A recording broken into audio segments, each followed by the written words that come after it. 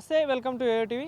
ప్రస్తుతం మనం ఉస్మానియా క్యాంపస్లో ఉన్నాం. సో ఏదైతే నిన్న కేంద్ర మంత్రి బండి సంజయ్ గారు గద్దర్ని ఉద్దేశించుకొని మాట్లాడిన వ్యాఖ్యలు సంచలనం రేపుతా ఉన్నాయి. సో ఈరోజు క్యాంపస్లో కూడా ఓయూ విద్యార్థి నాయకులందరూ కూడా బండి సంజయ్ దిష్టిబొమ్మ కాలబెట్టడం జరిగింది. సో మరి మనతో పాటు వలిగొండ నరసింహన్న గారు ఉన్నారు, ఉస్మానియా యూనివర్సిటీ విద్యార్థి విభాగం నాయకుడు. సో అన్నతో మాట్లాడదు. అన్న, ఎట్లా చూస్తారు మరి నిన్న గద్దర్ గారిని ఉద్దేశించుకొని బండి సంజయ్ గారు మాట్లాడిన వ్యాఖ్యలను మీరు ఎట్లా చూస్తున్నారు? ముందుగా యోయో2 వేదికగా తెలంగాణ వ్యాప్తంగా ఉన్న విద్యార్థి నిరుద్యోగుల తరపున, తెలంగాణ ప్రజల తరపున, తెలంగాణ ఆత్మగౌరవ పతాక అయినటువంటి ప్రజాయుద్ధ నౌక గద్దర్ గారి పైన, ఉస్మానియా బిడ్డ అయిన పూర్వపు ఉస్మానియా విద్యార్థి పైన అనుచిత వ్యాఖ్యలు చేసినటువంటి గుజరాత్ గులామైన కేంద్ర హోంమంత్రి చెప్పులు మోసే సహాయ మంత్రి బండి సంజయ్ గారు ఎమ్మడే తెలంగాణ రాష్ట్ర ప్రజలు బహిరంగ క్షమాపణలు చెప్పాలని చెప్పి మేము డిమాండ్ చేస్తూనే ఇది ఒక రాజకీయ కుట్రలో మాట్లాడుతున్నారని మాకు అనిపిస్తూ ఉన్నది. నాకు తెలిసి బండి సంజయ్ గారిని కూడా గద్దర్ గారు ఒక్కొక్క సందర్భంలో పోయి ఆలింగనం చేసుకుని మంచిగా మాట్లాడిన సందర్భం. కానీ ఈరోజు ఆ బీజేపీలో ఒక అంతర్గత వ్యవహారం జరుగుతూ ఉన్నది, వాళ్ళ మధ్య కొట్లాట జరుగుతూ ఉంది. పాత నాయకులు, కొత్త నాయకులు, ఆర్ఎస్ఎస్ వాదులు, కొత్తగా వచ్చిన పార్టీ నాయకులు, ఒక సంఘర్షణాత్మక వాతావరణంలో ఈరోజు మొన్న బీజేపీలో చేరినటువంటి ఈ బీజేపీ అలయన్స్ పార్టీ నుండి, బీఆర్ఎస్ పార్టీ నుండి వచ్చి బీజేపీలో చేరినటువంటి ఈటల రాజేందర్ గారు రేపో మాపో అధ్యక్ష అవుతాడనే ఊహాగాన నేపథ్యంలో ఓనాడు బండి సంజయ్ గారు అధ్యక్షత పదవి పోవడానికి కారణమైంది ఎవరు? ఈటల రాజేందర్ గారు ముఖ్య పాత్ర వహిస్తే కొద్ది మంది మా నాయకులు ఉన్నారని మనం మీడియాలో వార్తలు విన్నాం. ఆ క్రమంలో ఈరోజు మళ్ళీ ఈటల రాజేందర్ ఇలా ఎప్పుడైతే అధ్యక్ష పదవిలో ముందస్తు రేసులో ఉన్నాడని చెప్పి దీంట్లో ఒక ఎత్తుగడ, ఆ ఎత్తుగడలో భాగంగా ఏం చేయాలి ఇప్పుడు? మావోయిస్ట్ నేపథ్యమా, రాడికల్ నేపథ్యమా, కమ్యూనిస్ట్ నేపథ్యం లేవనెత్తి ఇలా ఈటల రాజేందర్ లాంటి వాళ్ళని పక్క పెట్టాలంటే గద్దర్ లాంటి వాళ్ళని భుజాల మీద తుపాకి పెట్టి కాల్చడంలో భాగంగా మేము భావిస్తూ ఉన్నాం.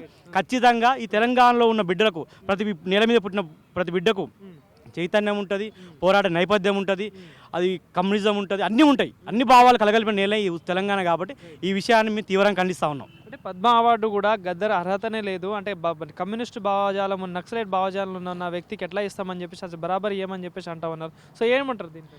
మేము ఏమంటా ఉన్నామంటే పద్మశ్రీ అవార్డు అయినా, పద్మభూషణ్ అయినా, పద్మ భారతరత్న అయినా కూడా అది భారత రాజ్యాంగం ఇవ్వబడిన ఒక అవార్డు మాత్రమే. ఇది బీజేపీ ప్రభుత్వమా లేకపోతే ఇంకో కేంద్రంలో ఇంకో ప్రభుత్వమా ఇచ్చేది కాదు.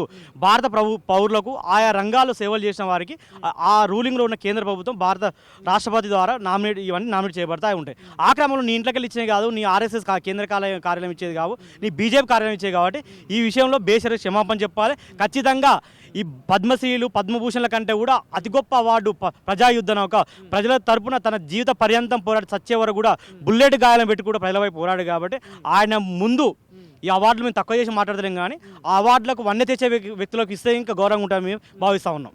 సో ఇట్లా చెప్తారు. ఇంకా అదేవిధంగా ఇంకా చాలా వ్యాఖ్యలు చేయడం జరిగింది. ఏదైతే చూసుకుంటే బీజేపీ కార్యకర్తలు ఎవరైతే ఉన్నారో వాళ్ళందరి మందికి చావు కారణమైన వాళ్ళు, వాళ్ళ మీద పాటలు పాడిన వ్యక్తికి మేము అసలు ఇవ్వాల్సిన అవసరమే లేదు, అసలు ఇచ్చే అర్హత కూడా లేదంటా ఉన్నారు. ఏం చెప్తారు అసలు? ఇవాళ బండి సంజయ్ని, బీజేపీ నాయకుల్ని, కిషన్ రెడ్డిని, అమిత్ షాని, మోడీని కూడా అడుగుతా ఉన్నాం. ఆర్ఎస్ఎస్ వాదులను కూడా, అభిమానులు కూడా అడుగుతా ఉన్నాం. ఈరోజు మీ పార్టీలో క్రియాశీలక పాత్ర వహిస్తున్నా ఈటల రాజేందర్ నేపథ్యం ఏందో ఒకసారి కనుక్కోండి. ఇవాళ కేంద్ర మంత్రి నిర్మలా సీతారామన్ నేపథ్యం ఏందో ఒకసారి కనుక్కోండి. మీకు ఆ రాజకీయ చైతన్యం ఉన్నా, మీకు ఆ సామాజిక స్పృహ ఉన్నా కూడా వీళ్ళ నేపథ్యం ఏంది? ఈటల రాజేందర్ గారిది ఇంత ముందుకు రాడికల్ నేపథ్యము, పీడిఎస్ నేపథ్యము. పీడిఎస్ అంటే ఏంది? ఈ తెలుగు నేల మీద జార్జిరెడ్డి వారసత్వం దేనికోసం కొట్లాడింది, ఈ కమ్యూనిస్ట్ పార్టీ దేనికోసం కొట్లాడింది, ఆ విషయం స్పృహ లేకుండా అధికారమే పరమావధిగా మీ నాయకులను విస్మరిస్తూ మీరు చేస్తున్న రాజకీయాలు మీ కార్యకర్తలు తెలుసు, మీకు తెలుసు, మీ విషయాన్ని మేము మాట్లాడదలుచుకోవాలి. కానీ ప్రజాయుద్ధ నౌక, బడుగు బలహీన వర్గాలకు చెందిన వ్యక్తి, తను ఒక రాష్ట్రానికో దేశానికో ప్రతం కాదు, ప్రపంచానికి చెందిన వ్యక్తి. అలాంటి నాయకుడి పైన ఇలాంటి వ్యాఖ్యలు బాధాకరం. ఇవందరూ కూడా ఖండించి బండి సంజయ్ కూడా భేషజాలు పోకుండా క్షమాపణ చెప్పాలని డిమాండ్ చేస్తా ఉన్నాం. ఈ నెల 31న కూడా గద్దర్ గారి జయంతి సంబరాలు కూడా చేస్తూ ఉన్నారు. సో ఈరోజు ఆ క్యాంపస్లో కూడా పోస్టర్ ఆవిష్కరణ చేయబోతున్నారు. సో ఎట్లాంటి సంబరాలు చేయబోతున్నారు, అంటే ఎట్లాంటి కార్యక్రమాలు చేయబోతున్నారు? గద్దర్ గారు ఈ నేల మీద మరణించినప్పటికీ ప్రతి పాటలో, ఆటలో, ప్రతి నృత్యము ఏదో రూపంలో, అది సామాజిక ఉద్యమం కావచ్చు, తెలంగాణ ఉద్యమం కావచ్చు, లేకపోతే రైతు ఉద్యమాలు కావచ్చు, విద్యార్థి ఉద్యమాలు కావచ్చు, ప్రతి నిమిషము ప్రతి క్షణము బతికే ఉంటాడు. ఆ క్రమంలో ఈరోజు రాష్ట్ర ప్రభుత్వం కూడా గౌరవ ముఖ్యమంత్రి రేవంత్ రెడ్డి గారి నాయకత్వంలో అధికారికంగా మనం ఎవ్రీ ఇయర్ మన టాగూర్ ఆటం జరుగుతుంది. అంత ముఖ్య విషయం గుర్తు చేస్తూ ఉన్నాం. ఈ తెలుగు నేల మీద మొట్టమొదటిసారి ఒక అట్టడుగు కులానికి చెందిన వ్యక్తి ఒక ఉద్యమకారుడి పేరు మీద గద్దర్ సినీ అవార్డులు కూడా ఏర్పాటు చేయడం జరిగింది. అంటే ఎంత ప్రాధాన్యత ఒక రాష్ట్ర ప్రభుత్వం గద్దర్ సినీ అవార్డు ఏర్పాటు చేస్తూ ఉంటారు, ప్రజల్లో ఎంత మనలు పొంది ఉంటాడు, ప్రజల్లో ఎంత అభిమానం కొని ఉంటాడు. ఖచ్చితంగా ఈ ముఖ్యమంత్రి రేవంత్ రెడ్డి గారు, కాంగ్రెస్ పార్టీ కార్యకర్తలు మరియు రాష్ట్ర ప్రజలందరూ పార్టీకి పరిమితం కూడా చేయదలుచుకోలేదు. ఆయన అందరి మనిషి కాబట్టి ఘనంగా జరగబోతున్నాం తెలంగాణ. Thank you.